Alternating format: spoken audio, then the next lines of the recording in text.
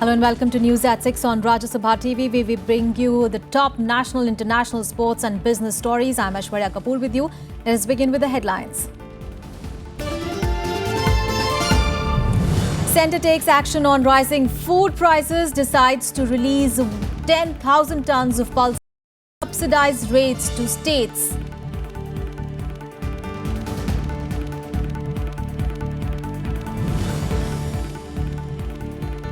Union Cabinet clears new consumer-friendly aviation policy, new plan to cap airfares and ease rules for airlines to fly overseas by abolishing 5:20 rule.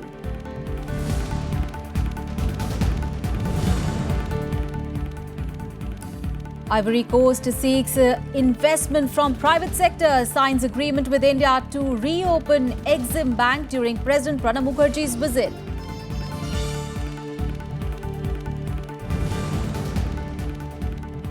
US Senate faced to recognize India as a global strategic and defense partner after key amendment to modify export control regulation falls through.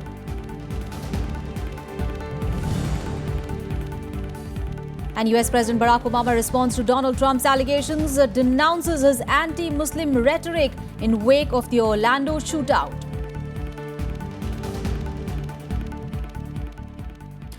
Well, the top story this evening, Finance Minister Arun Jaitley today held a high-level meeting to address the price rise in food items. Now, government data released yesterday showed that the annual wholesale inflation had risen in May to its highest levels in nearly 2 years.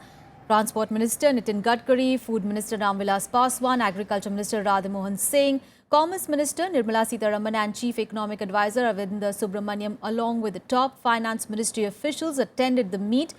The government is expected to prioritize the creation of a buffer stock and lifting of a stock by state governments for retail distribution. Meanwhile, Union Food and Civil Supplies Minister Ramvilas Paswan urged the state governments to sell pulses below 120 rupees a kilo. He said that the centre will provide arhar and urad dal at reduced prices. With prices of pulses hovering around 200 rupees a kilo, the centre is releasing 10,000 tonnes of tur and urad dal. States will be asked to distribute them at rates not exceeding 120 rupees a kilo. The government is also procuring over 62,000 tonnes of pulses to create a buffer stock. राज्य सरकार से फिर appeal करना चाहते हैं कि राज्य सरकार 100 अपने स्टेट में देखे कि 120 रुपया से ज़्यादा कीमत पर जो है किसी भी हालत में जो है नहीं बिकने पावे, और यदि किसी राज्य में बिकता है तो उसके लिए राज्य सरकार जिम्मेवार होगी। राज्य सरकार को दाल चाहिए, हम उसको दाल जो है 66 रुपये तूर और 82 रुपये उड़द देने को तैयार हैं। To bridge the demand-supply gap and maintain price stability, the centre is planning government-to-government contracts. Teams will go to Myanmar and other countries to finalize contracts. Government to government भी जो है बातचीत चल रही है, और हो सकता है कि हम लोगों को गवर्नमेंट के स्तर से एक डेलीगेशन क्या कहते हैं कि बाहर क्या कहते हैं कि जल्द जाए और जा करके स्टेट टू गवर्नमेंट जो है बात करने का काम करे। In 2015-16, domestic production of pulses decreased slightly to 170 lakh tonnes against 171 lakh tonnes recorded in 2014-15. But demand, on the other hand, rising at the rate of 10 lakh tonnes per year, touched 246 lakh tonnes this year, triggering a gap of over 76 lakh tonnes. The government has also launched an intensive drive to crack down on hoarders. This is Kriti Mishra's report for Rajya Sabha TV.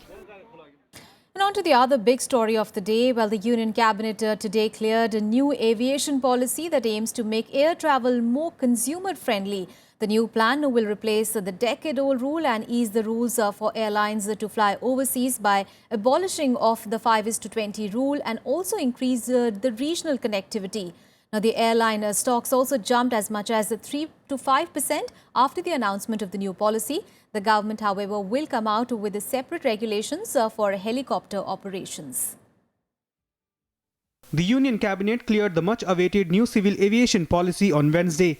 Unveiling many consumer-friendly measures, the policy proposes to cap airfare at 2,500 rupees for one-hour flights between smaller towns and cities. It will refund 80% losses incurred by airlines due to the cap. For flight cancellations announced within 24 hours of departure, compensation has been raised to nearly 10,000 rupees. The target of 30 crore air tickets per year in the domestic sector by the year 2022 has been raised to 50 crore by 2027. For international travel, the target is 20 crore by 2027. The draft policy also proposes a 2% cess in domestic and international tickets for a regional connectivity fund. New airlines can operate overseas flights by relaxing the rule that required them to have at least 20 airplanes and be in operation for minimum 5 years can fly abroad. Revival of old airstrips, single window for all aviation-related transactions and complaints by the Directorate General of Civil Aviation are other important provisions in the new policy that also proposes real-time safety tracking. The centerpiece of it is the commitment in the BJP manifesto of making regional connectivity a reality. So we kept it as a centerpiece and the whole policy has been worked around it. The NDA government unveiled the policy draft first in November 2014. It went through several rounds of interministerial discussions in the last 18 months and was revised in October 2015. India has currently the fastest growing aviation industry with over 139.32 million domestic and over 50 million international air travelers in 2014-15. Bureau Report, Rajya Sabha TV. And well, for more on this, let's go across to my colleague Vishal Daya, who is joining us live from New Delhi. Vishal, now much awaited aviation policy cleared. So can we expect better fares and easier air travel soon? Well, that's what the aim of this entire policy is, Aishwarya. In fact, both the ministers and the Civil Aviation Secretary spent more than 1 hour explaining different nuances of this particular policy. The aim which the government says of this policy is to increase the regional air connectivity, specifically from those cities or from those airstrips which are not at all in use. Clearly, the government wants to make use of those airstrips which have not been in use for quite some time now, and obviously, this would also give a fillip to the industry by, by increasing their revenue. But then the industry would also be looking for some hand-holding, some sort of support from the government. So that's why the policy lists all those exemptions and all those supports which the airline operators can get from the government. And one of the major amongst them is the VGF, the viability gap funding, which will be provided by the government to the airline operators who plan to go ahead and operate from these particular small airstrips, small towns. And that viability gap funding will be shared on an 80-20% basis between the center and the state. And in case of northeastern states, it will be 90% and 10%.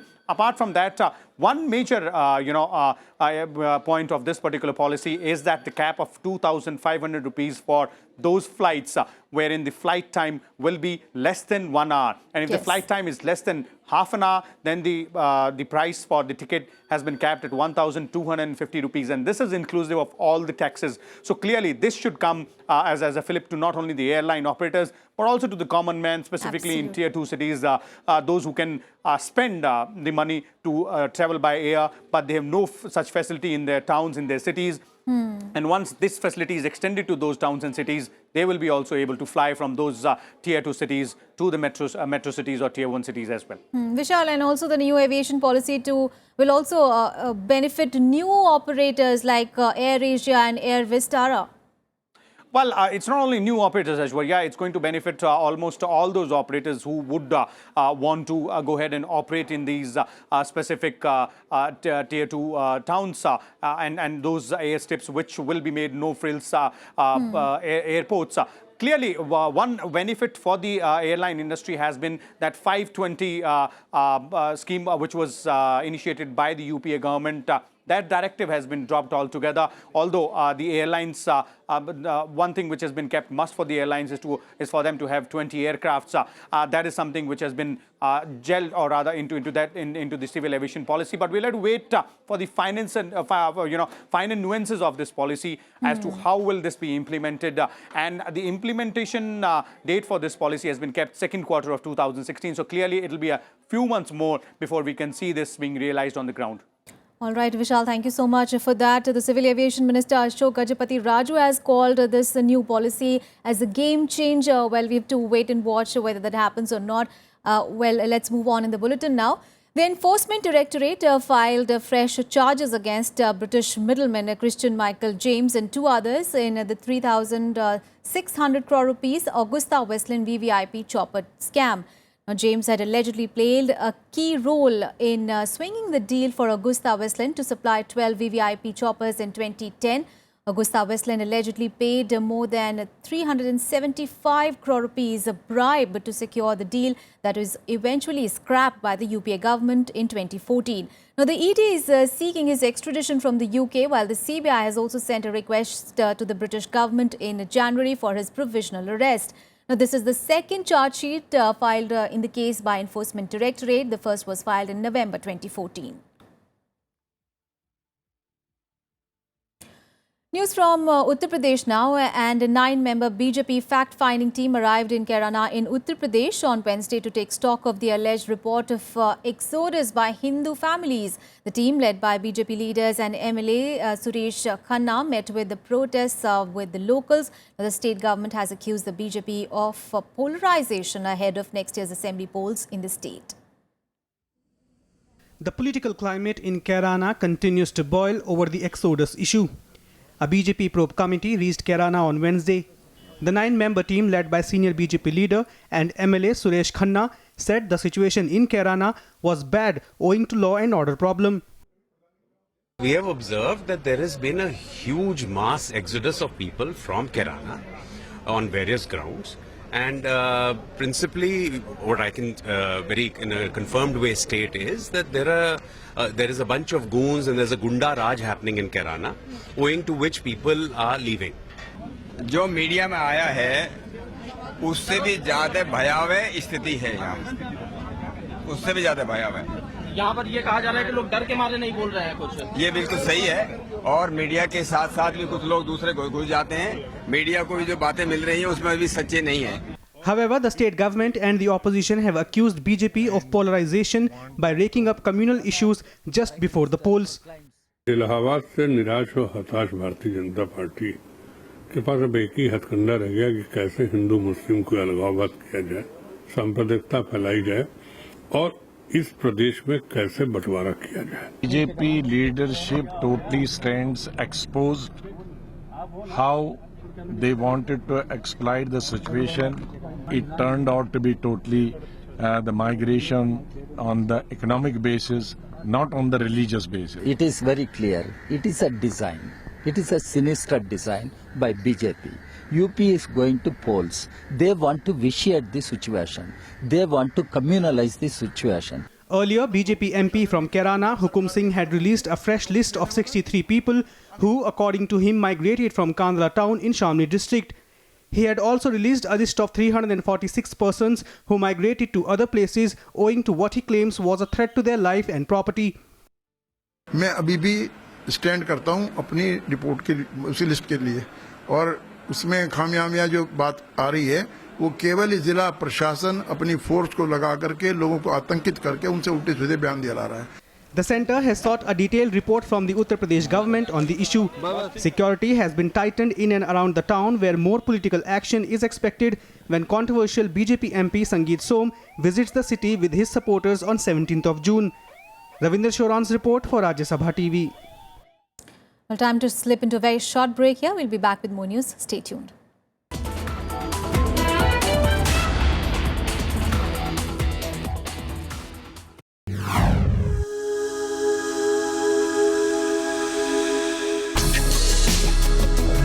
Tales that inspire.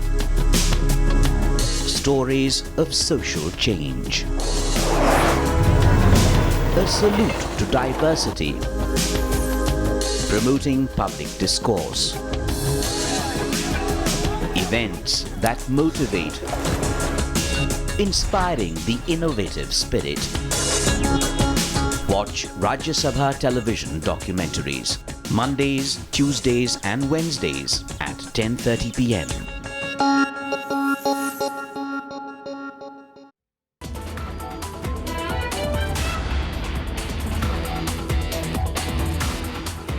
Welcome back. Now, President Pranab Mukherjee is in Ivory Coast as part of India's Africa Outreach Initiative. Now, in a meeting with his counterpart, both the nations vowed to support one another in developing their economy and infrastructure. Ivory Coast has sought investment from India's private sector, particularly in processing the main ingredient of chocolates, cocoa, to further strengthen trade ties. The African nation is the world's leading producer and exporter of cocoa beans, supplying 33% of cocoa used in the manufacture of chocolate worldwide. Your country is blessed with fertile soil and abundant agricultural and mineral resources. Our public and private sectors are keen to join you in exploring these resources efficiently and in setting up agro-based industries.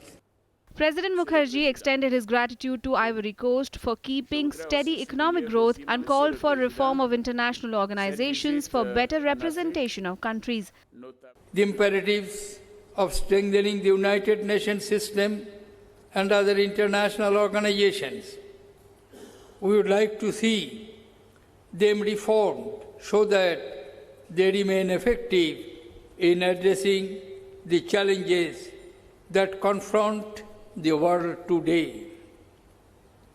In this context, India stands ready to shoulder greater responsibilities in the specialized organs of the United Nations, particularly its Security Council. The two sides also signed an agreement to reopen the Exim Bank in Ivory Coast. It was relocated to Dakar in West Africa during the civil war. Exim had started its regional office here in 1992. They had only one office left in South Africa. So today in front of the two presidents, they signed the agreement on headquarters agreement, literally. Basically, where the host government gives you various facilities as an international institution. On Tuesday, President Mukherjee received a warm traditional welcome as he arrived in Ivory Coast on the second leg of his three-nation African tour. He was received at the airport by his counterpart, President Alassane Ouattara. This is the maiden visit of India's president to Ivory Coast and is part of India's outreach to Africa. Bureau Report, Rajya Sabha TV. Moving on, the US Senate has failed to recognize India as a global strategic and defense partner after key amendment necessary to modify its export control regulations could not be passed. Now, a day after Prime Minister Narendra Modi's recent address to a joint session of Congress, top Republican Senator John McCain had moved an amendment to the National Defense Authorization Act. The passing of the bill would have recognized India as a global strategic and defense partner. The bill was passed by the Senate with an overwhelming bipartisan vote. However, some of the key amendments could not be passed. Without specifically mentioning this particularly legislative move in India, McCain expressed disappointment that many key amendments could not see the light of day.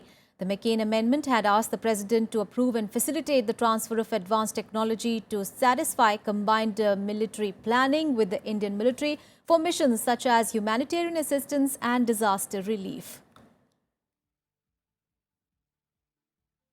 And on to the big international story now. In US President Barack Obama launched a stinging rebuke to Donald Trump's response to the Orlando massacre. He accused Trump of betraying American values by suggesting that all Muslims were complicit in such attacks. Obama also warned that this would be a dangerous mindset that threatened the very nature of American democracy. However, Trump retorted that the US president seemed to be more angry with him than the Orlando shooter. We've heard these suggestions during the course of this campaign. Do Republican officials actually agree with this?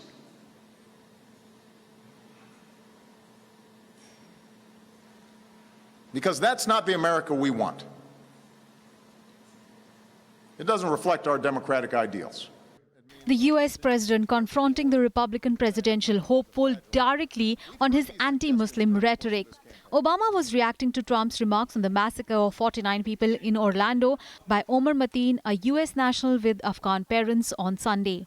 Obama said religious tests are against the US Constitution, while noting that the recent terror attacks were carried out by people born in the US. We hear language that singles out immigrants and suggests entire religious communities are complicit in violence. Where does this stop? The Orlando killer, one of the San Bernardino killers, the Fort Hood killer, they were all U.S. citizens. Are we going to start treating all Muslim Americans differently? Donald Trump has demanded Obama's resignation for refusing to use the term radical Islam. The real estate mogul also claimed that Obama was either complicit or approved of Islamic terror attacks. He also reinforced his proposal to temporarily ban Muslims from entering US, saying his proposal could be implemented through unilateral executive action. I watched President Obama today, and he was more angry at me than he was at the shooter. And many people said that. That's the kind of anger he should have for the shooter and these killers that shouldn't be here. After the Orlando killings, Trump renewed his call for a Muslim ban, leading Obama to launch his strongest assault yet on the man expected to be confirmed as the Republican nominee next month. Obama's intervention also seemed motivated by a desire to help Hillary Clinton. The former Secretary of State lit into Trump herself on Tuesday, warning that Trump was temperamentally unfit to serve in the Oval Office. Bureau Report, Rajya Sabha TV. Let's bring you some more international news. Here is the global buzz. China flexed its muscles in the Western Pacific Ocean as the observation ship shadowed a US aircraft carrier during a naval drill exercise on Wednesday. Warships from Japan and India also participated in the drill close to waters that China has laid claim to in the Western Pacific. While Japan confirmed the spying, China defended itself, saying it was an action within the law. Sentence hearing of murder convict and Paralympic Oscar Pistorius continued for the third day in Pretoria on Wednesday. Accused of murdering his girlfriend Reva Steenkamp in 2013, Pistorius faces a minimum 15-year jail term, but his sentence may be reduced due to the time he's already spent in prison and mitigating factors, including his disability. Sentencing is expected to be pronounced on Friday. 20 police officers and 6 civilians were injured in Paris on Tuesday as protests in the city over a labour reform bill turned violent. France has been witnessing strikes and demonstrations for weeks, protesting against the new labour law bill that would allow employers more freedom to lay off workers and also extend working hours. The police has detained 21 people for the violence.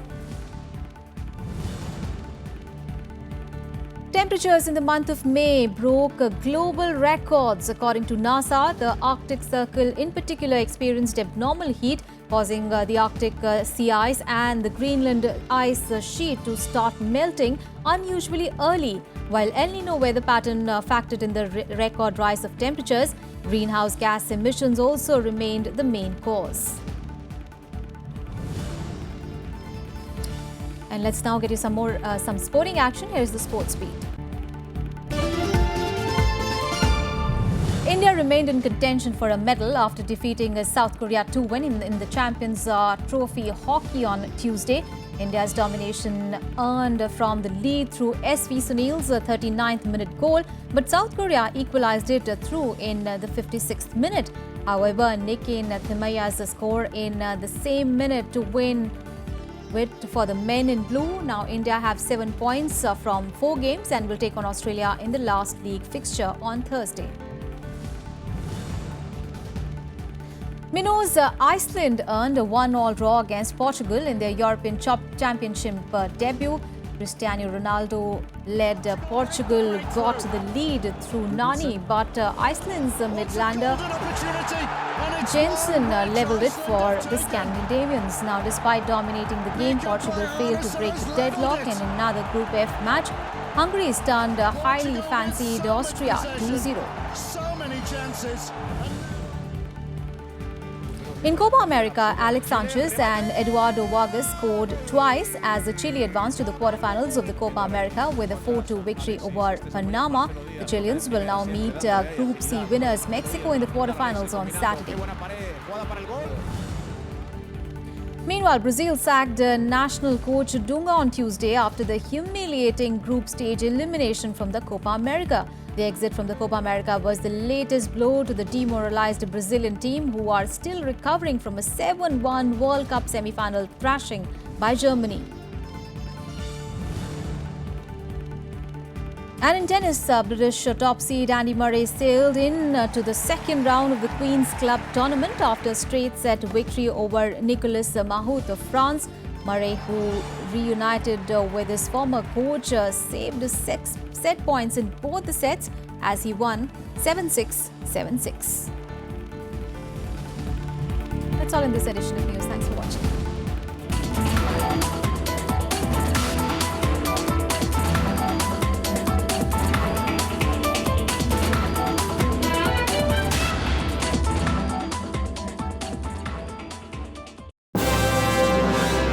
I am Ishan Russell. I'm Tracy Shilchi and you're watching News Tonight.